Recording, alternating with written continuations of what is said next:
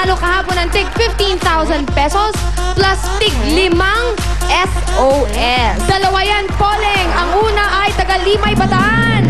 Si Liza Almazan. Congratulations! At ang pangalawang nanalo ay si Lovely Laura Velasquez ng Malabon City. Congratulations! Yep. Eto na nga. Ang pack na pa-premyo today. Hindi mo nasilip. Sinilip ko kanina. Ako nga. O sige, go. Bukas. Ilabas na natin. Labas mo. Sige. Kapain mo dyan. Katabi ng mga SOS. Ha? Ito lang? Remote!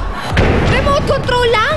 Hindi. Alangan namang magkasya dyan sa loob ng ano ito box. Ang 42 inches na LCD TV. At hindi lang yan.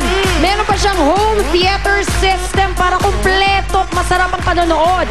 Pack na kasiyahan yan.